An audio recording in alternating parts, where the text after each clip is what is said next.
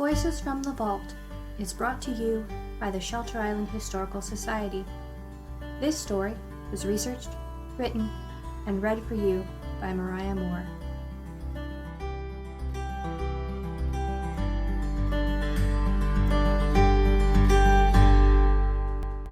In the heart of London, on a midsummer day in 1918, as Europe was torn apart by World War I, Franklin Delano Roosevelt and Winston Churchill met for the first time. They were both rising officials in their respective governments who happened to be at the same state dinner with no idea that in 21 years they would be leading the free world amidst a second world war. They also couldn't have known that they were closing a circle that was begun by their distant ancestors.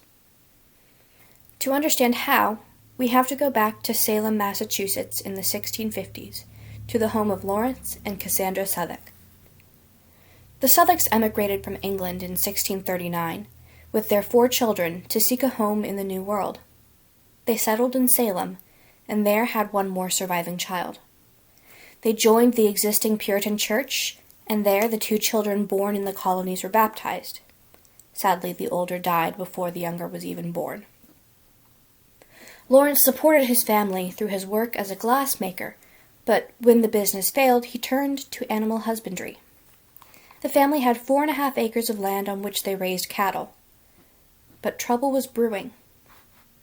Cassandra was expressing doubts about the established church's doctrine and the men who were establishing it. She was reprimanded for her words, but not further punished. All was quiet in the Southwick house until 2 strangers came into town and needed somewhere to stay. Lawrence and Cassandra opened their doors to these strangers in an effort to follow the tenets laid out in Hebrews 13 of the Christian Bible.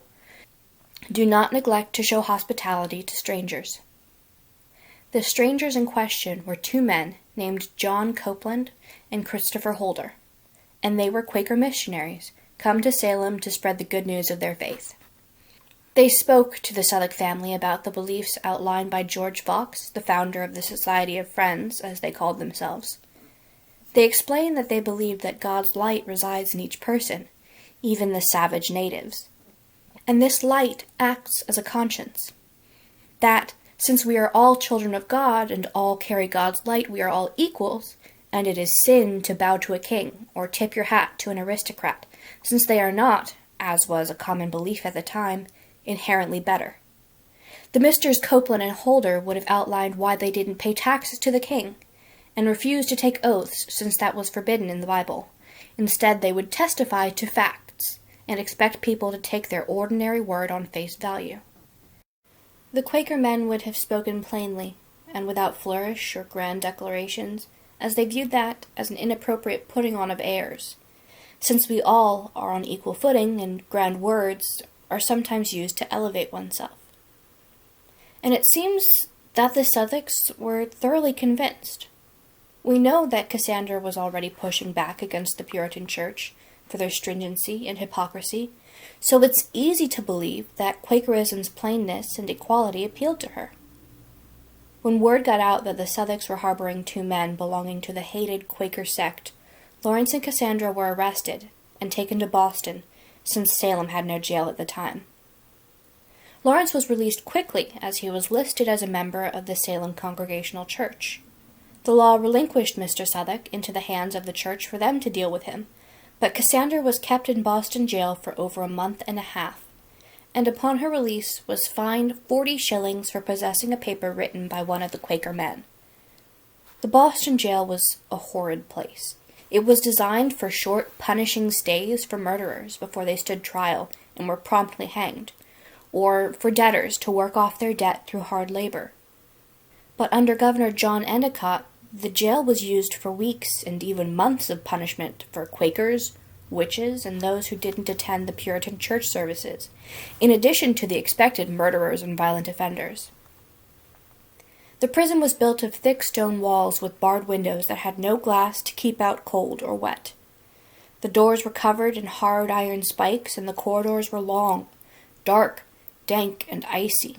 Prisoners often grew ill due to the poor conditions and lack of food, though friends and family were allowed to bring prisoners food. It was the prison that would later house infamous pirates William Kidd and Joseph Bradish. and it was worse than they deserved. Cassandra Southwick was held for 7 weeks in the autumn of 1657 before being released and allowed to return home. The next summer, Mr. and Mrs. Southwick, their son Josiah, and a few men from Salem, including the Southwicks' eventual son-in-law, Samuel Gaskell, were arrested for not attending public worship and sent to Boston jail to serve time. While imprisoned, the group were all whipped bare-backed, 10 lashes each. Samuel Gaskell was released following the whipping, and the remaining 5 wrote a letter to the magistrates of the court in Salem, pleading for their freedom and asserting that they had been punished but never convicted in court, and as such they should be released as having been thoroughly brought to justice. The 2 men with the Southwicks, Samuel Shattuck and Joseph Buffum, were released, but the Southwicks themselves were kept in prison for another 20 weeks. 20 weeks. That's 5 full months in Boston jail without trial.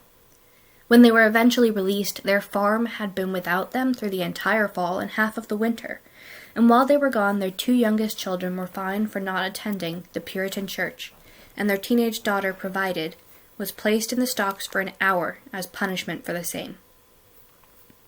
In addition to their time served in prison, the Southwick's cattle were confiscated in lieu of a fine, leaving them with very little to survive on. Over the next months, more and more punishments were meted out on those of the Quaker faith, the Southwick family among them, and finally, following yet another infraction against the Puritan Church, Lawrence, Cassandra, and Josiah were banished from Massachusetts by the court under pain of death. They had to be gone within a month or be subject to execution, and if kicking them out of their home wasn't enough, since the family did not have enough money to pay the most recent fine, it was ordered that 22-year-old Daniel and 18-year-old Provided be sold into slavery to any Christian Englishman in Virginia or Barbados. When they were put on the auction block, however, no shipmaster could be found who would dare to buy and carry off 2 young white people being sold to pay a fine, perhaps due to moral objection or, more likely, fear of bad luck. And so, despite the sentencing, the sale could not be carried out. Provided eventually married family friend and fellow Quaker Samuel Gaskell, and Daniel married a fellow Salemite, Esther Boyce. Both Southwick children and their families would live to see the end of the persecution of Quakers in the following years. But Lawrence and Cassandra still had to make preparations to flee to Shelter Island, New York, where they could be safe from further abuse, while Josiah turned east to Rhode Island. Lawrence and Cassandra found passage across the Long Island Sound at the end of the summer and landed on our little island in the second half of the year, and they lived out the end of their days here. They would have, no doubt, been friends with the Sylvesters and shared many hours, many meals, many fires, and maybe shared a roof for a time. In the spring of 1660, a few months after arriving in the safe haven of Shelter Island, having been through a great ordeal and being in their late 60s, a long life in the 17th century New World colonists, first Lawrence, and then, 3 days later, Cassandra, went to their eternal reward and were buried on Shelter Island without grave marker or grand ceremony. Their children, however, and their children's children, and their children's children's children, lived and died and spread out in the developing New World, and one day, 250 years after the Southwicks said goodbye to the Sylvesters who gave them shelter, their distant, direct descendants, Winston Churchill and Franklin Delano Roosevelt, shook hands and changed the world. The intense persecution of Quakers in the American colonies was painful and lasted around 50 years. Men and women and children were whipped, fined, shamed, and even killed for their plain beliefs, and Shelter Island was a rare place of safety for them. But not for everyone. While Quakers were given safety, Shelter Islanders held enslaved people of African descent until shortly before New York State outlawed the ownership of people. Diana Williams was a Shelter Islander who was born enslaved in Orient, but bought her freedom and some land on Shelter Island as an adult. But that's a story for another day.